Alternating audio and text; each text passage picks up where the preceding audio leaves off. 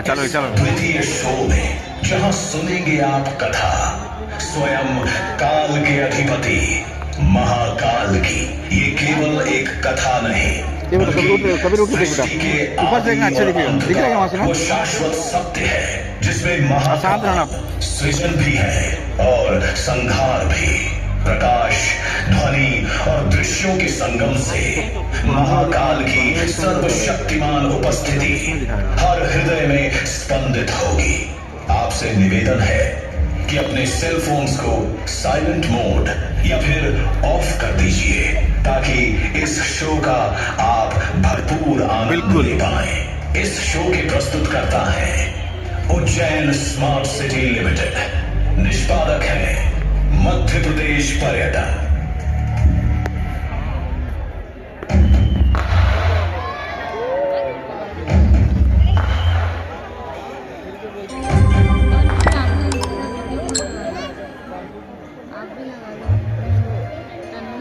अरे चुप ना, देखो देखो देखो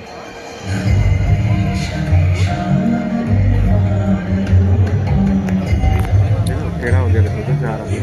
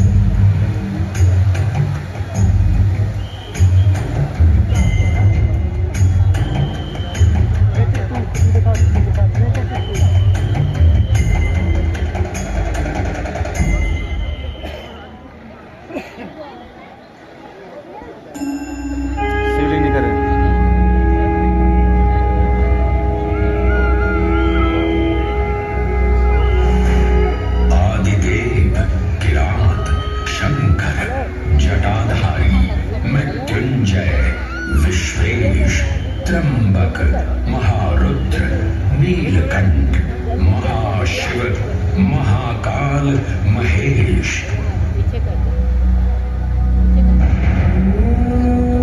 महाकाल जिनके उद्गम से उत्पन्न होती सृष्टि की लय।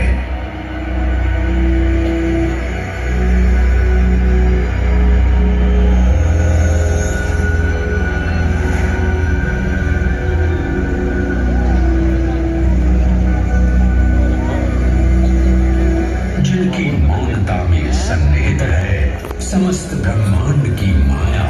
इन महान देव को नमन करने से पूर्व आइए वंदन करें उस रूप को जो स्वयं शिव से पहले पूजित होते हैं, श्री गोपूपालेश्वर। जब एक 5 वर्षीय बालक ने राजा चंद्रसेन को अपनी अमूल्य मणि की रक्षा हेतु महाकाल की उपासना में लीन देखा तो वो भी भक्ति में तल्लीन हो गया। मां के बार बार बुलाने के बावजूद वो अपनी पूजा में एकाग्र रहा। उसकी श्रद्धा से प्रसन्न होकर भगवान शिव स्वयं उसके घर प्रकट हुए। इस बालक की भक्ति से प्रभावित होकर चंद्रसेन सहित अन्य राजा भी वहां पहुंचे, जहां स्वयं भगवान हनुमान ने भी दर्शन देकर उद्घोष किया कि इसी वंश में नंद जन्म लेंगे, जिनके पुत्र होंगे विष्णु भगवान के अवतार श्री कृष्ण। ये परंपरा न केवल बाल भक्ति की प्रतीक है, बल्कि गुरु शिष्य परंपरा, तांत्रिक साधनाओं और ग्रह पूजन की विधियों से भी जुड़ी है।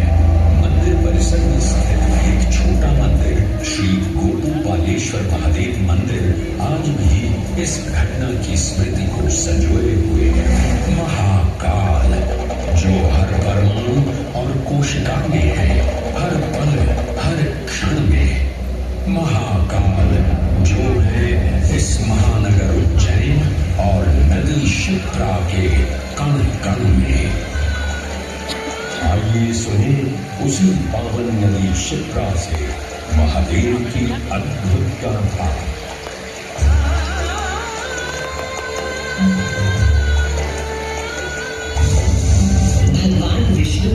अवतार वराह के हृदय से उत्पन्न मैं पवित्र पावनी शिप्रा। उद्गम तो मेरा श्री हरि के हृदय से हुआ, पर मैं प्रवाहित हो रही हूँ महाकाल के चरणों में।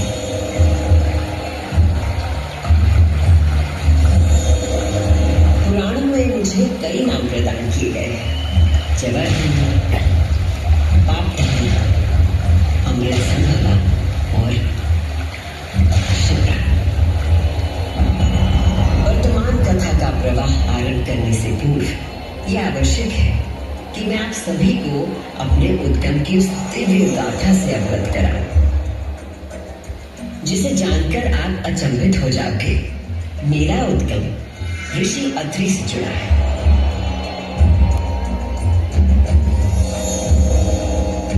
जो सप्त ऋषियों में से एक है। जब ऋषि अत्रि ने उज्जैन में 3000 वर्षों की कठोर तपस्या पूरी की और अपनी आंखें खोली, तो उन्होंने देखा कि उनके शरीर से 2 महान प्रकाश धाराएं निकल रही थी। पहली धारा आकाश की ओर गई और कहा जाता है कि वो चंद्रमा में परिवर्तित हो गई।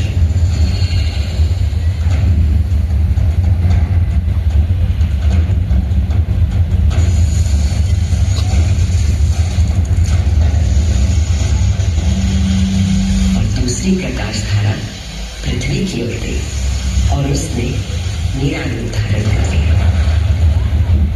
और उस प्राचीन काल से बहती आ रही हूं मैं इतिहास, आध्यात्मिकता, दिव्यता की कहानियां अपने साथ लेकर। कहानियां महाकाल की, जो विश्व का आदि और अंत है, जीवन का आरंभ और समापन जिनकी इच्छा से होता है, जो इस विश्व की निस्तब्धता और ध्वनि दोनों है।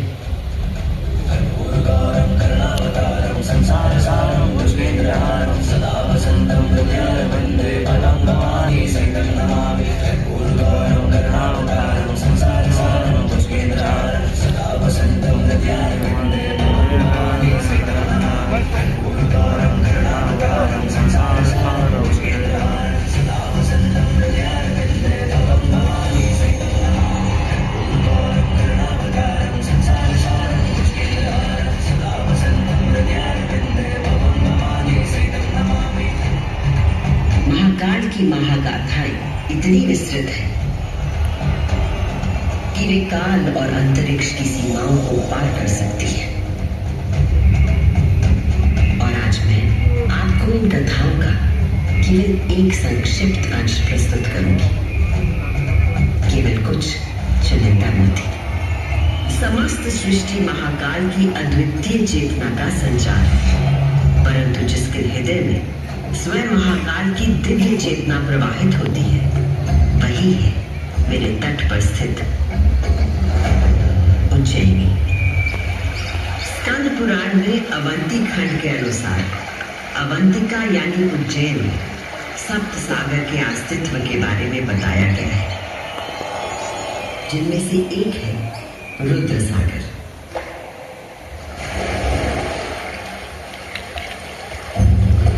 रुद्र सागर जहाँ आज आप सब विराजमान हैं, जहाँ पर अनादिकाल से ब्रह्म कमल खिला करते थे, जहाँ भगवान शिव स्वयं अपने गले में धारण मुंडों की माला का प्रक्षालन करते थे। पौराणिक प्रमाणों में मिलता है कि यदि कोई व्यक्ति अनजाने में भी इस जल का स्पर्श करता है, तो 7 कुल का उद्धार हो जाता है। संतजन को मोक्ष और जीव को अकाल मृत्यु से त्राण देने हेतु अवंतिकापुरी में अवतरित देवाधिदेव महाकालेश्वर मैं कृतज्ञ वंदना अर्पित करती हूँ।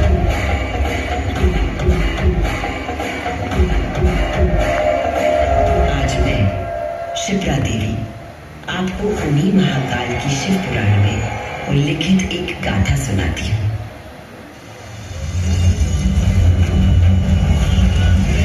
ब्रह्मांड के इतिहास में हमारी आकाश गंगा में भगवान ब्रह्मा और भगवान विष्णु के बीच श्रेष्ठता को लेकर प्रचंड विवाद हुआ।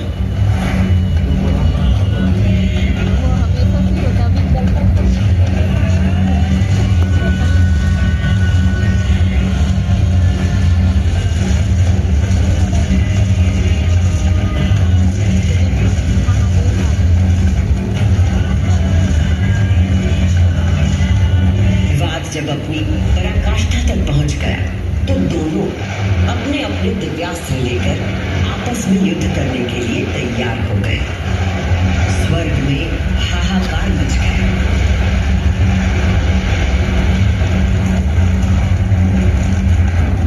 दिव्यास्त्र चलने से संपूर्ण जगत पर प्रलय का आना निश्चित था।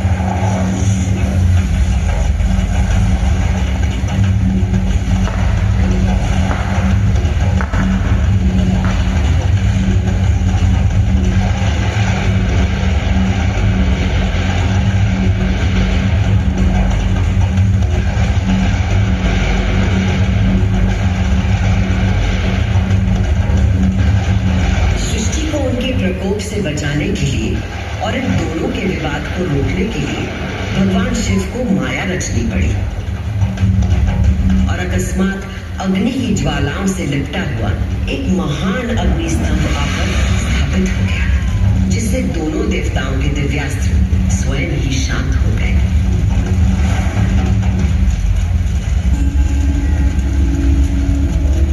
एक ऐसा अग्नि स्तंभ जिसका ना कोई आदि था न अंत था। दोनों देवों ने अनुभूत किया कि इस स्तंभ के पीछे निसंदेह कोई अद्वितीय अलौकिक शक्ति निहित है। वे दोनों बोल उठे, हे महाप्रभु, आप हमें अपने यथार्थ रूप के दर्शन कराइए। तब उस स्तंभ से महादेव स्वयं प्रकट हुए।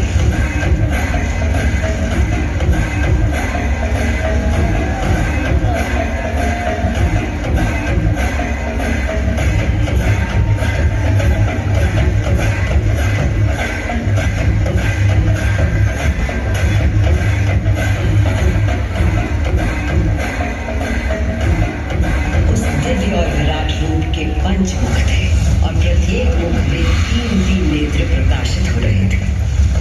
उनके भाल पर चंद्रमा का मुकुट था और मस्तक पर जटा। उनका कंठ नीला था और उनकी 10 भुजाएं थी। उनके अंग समस्त आभूषणों से सजे थे। उनके मस्तक पर भस्म का त्रिपुंड था।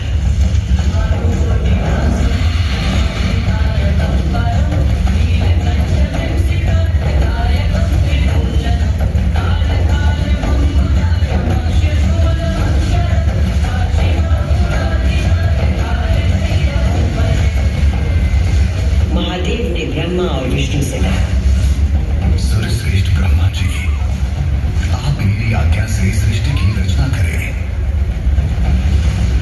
और सर्वश्रेष्ठ विष्णु जी, आप चर अचर जगत का पालन करें। मैं ही सृष्टि का पालन करने वाला और मैं ही सृष्टि का संहार करने वाला हूं।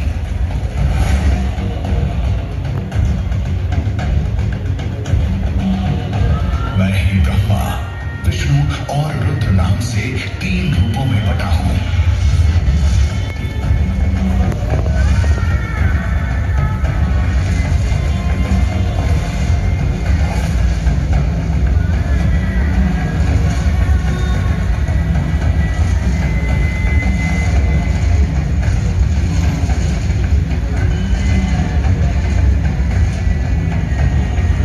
ये कहकर भगवान शिव स्वयं पृथ्वी पर लिंग के रूप में स्थापित हो गए। उस पल से इस लोक में लिंग पूजा का विधान प्रारंभ हुआ।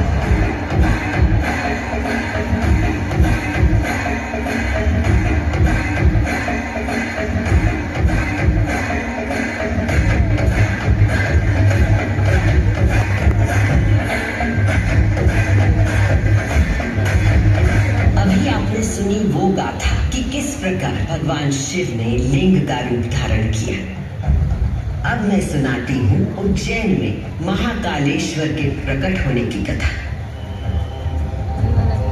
उज्जैन नगरी में नित्य वेदों का अध्ययन करने वाले एक ब्राह्मण देवता रहते थे।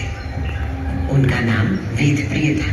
वेदप्रिय प्रतिदिन पार्थिव शिवलिंग बनाकर उसकी पूजा करते थे।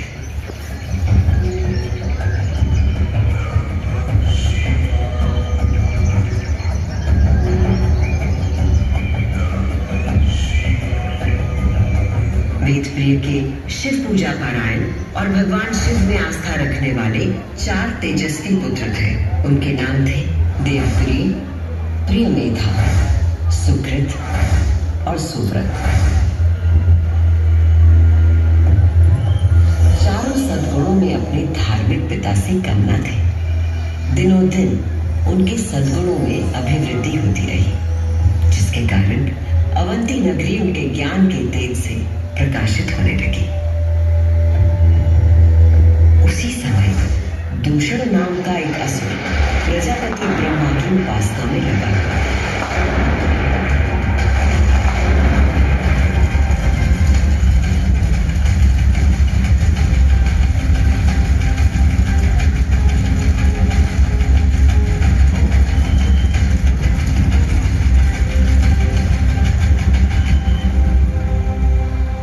ब्रह्मा जी से अजय होने का वर पाकर दूषण वेद, धर्म और धर्मात्माओं पर आक्रमण करने लगे।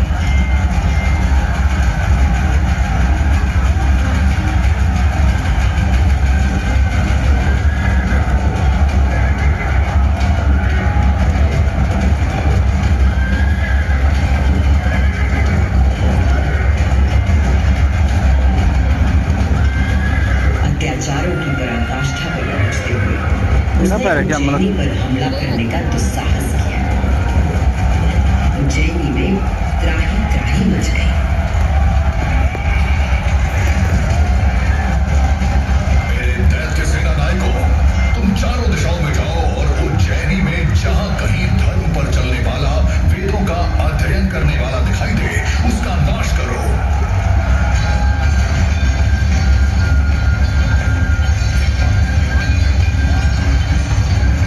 उससे यदि कोई भयभीत नहीं था तो वो थे वेदप्रिय के चारों शिव भक्त पुत्र। नगर को भयाक्रांत देख उन चारों ने उज्जैनी के नागरिकों को आश्वासन दिया। उज्जैनी के नागरिकों, आप सभी अपने भक्तों पर सदा कृपा करने वाले भगवान शंकर पर विश्वास रखें और उनका ध्यान करें। भगवान सबकी रक्षा करेंगे।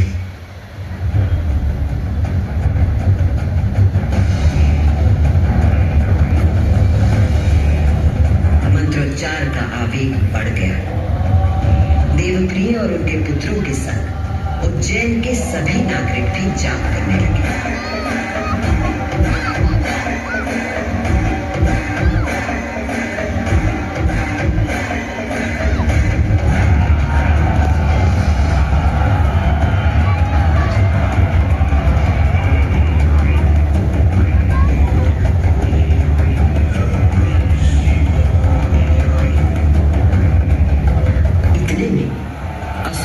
अपनी सेना के साथ वहां पहुंच गया और उसने वेदप्रिय के पुत्रों को देख अपने सैनिकों को आज्ञा दी।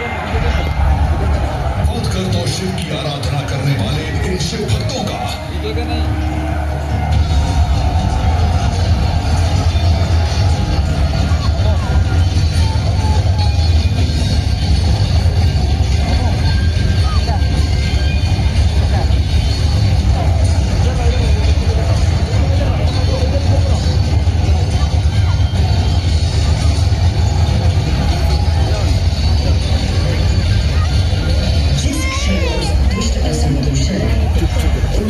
व्यक्तियों की हत्या का आदेश दिया। उसी क्षण पूजा किए जा रहे पार्थिव शिवलिंग के स्थान पर भयंकर विस्फोट के साथ एक गर्त हो गया और उस गर्त से घोर गर्जना प्रकट हुए महाकाल।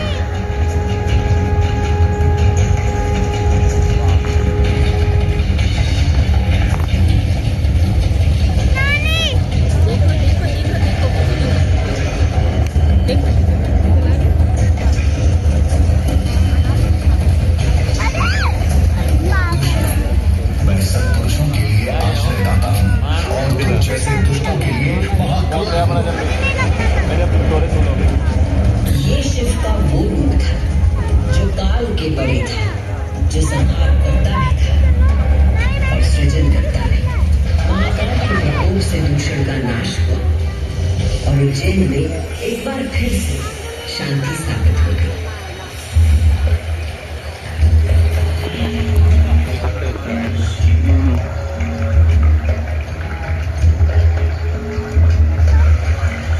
उज्जैनी के लोगों की आस्था से प्रसन्न भगवान महाकाल ने उन्हें वरदान मांगने को कहा। उज्जैन के निवासियों ने भगवान महाकाल को उनके भक्तों की रक्षा करने के लिए उसी स्थान पर सदा के लिए विराजमान होने को कहा। तब देवादिदेव उज्जैन में विराजमान हो गए और वहां चारों ओर की एक एक कोस भूमि ज्योतिर्लिंग रूपी भगवान शिव का स्थल बन गई। इस अद्भुत घटना के साक्षी बने समस्त देवता, गंधर्व और उज्जैन का वातावरण दिव्य ध्वनियों और मंत्रों से गूंज उठा। मेरी माँ तक लाइट ऐसे करती है। इसको नीचे में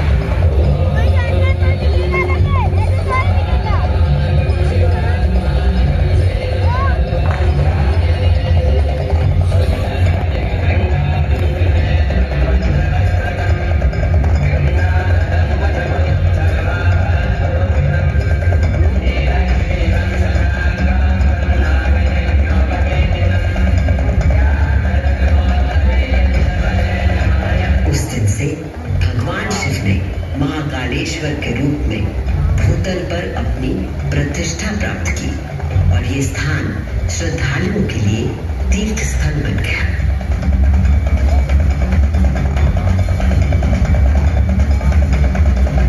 शिव पुराण में 12 ज्योतिर्लिंगों में से एक महाकालेश्वर ज्योतिर्लिंग। यहाँ की भस्म आरती विश्व प्रसिद्ध है।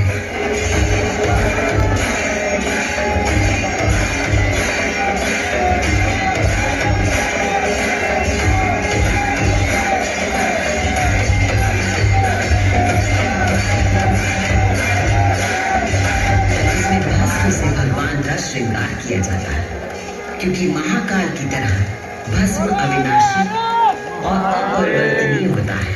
इस आरती की शक्ति और महिमा ऐसी है कि भक्तों के सारे पाप समाप्त हो जाते हैं। केवल इतना ही नहीं, उज्जैन वो नगरी है जहां मानव शरीर पूरे ब्रह्मांड के साथ सामंजस्य स्थापित करता है।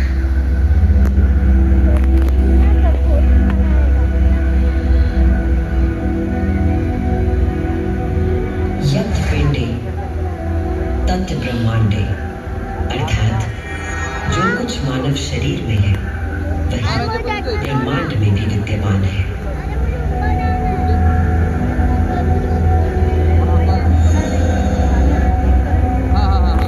ब्रह्मांड के सृजनकर्ता महाकाल के आशीर्वाद से आपको उज्जैन तथा महाकाल की शक्ति, भक्ति और मुक्ति की गाथाएं सुनाती है। काल का प्रवाह अनंत है, इसलिए जब तक महाकाल है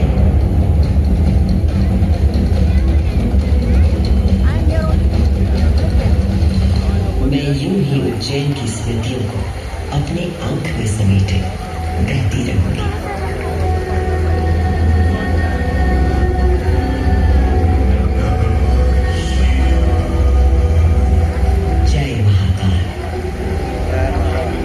हर हर महाकाल।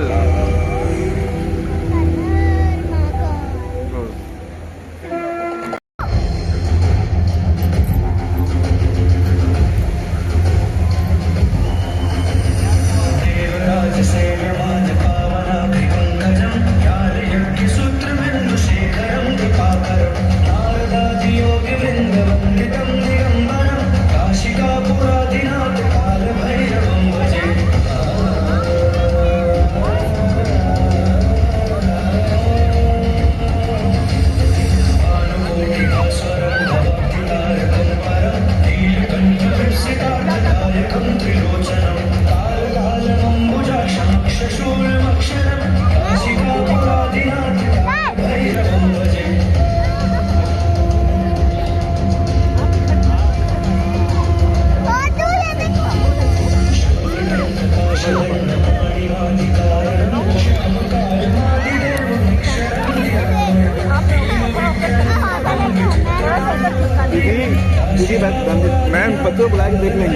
तुम पूरे फैमिली को लेकर जाओ,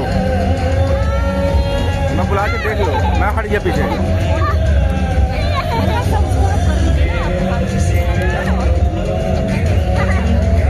वही बात होता ना, हेल्प मत करो बोलते हैं।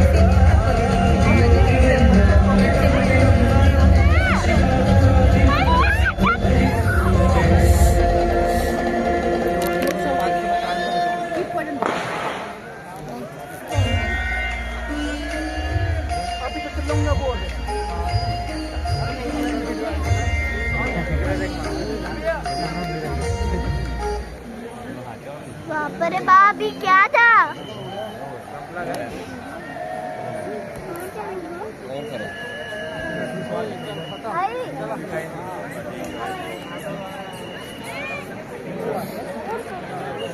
अरे चालू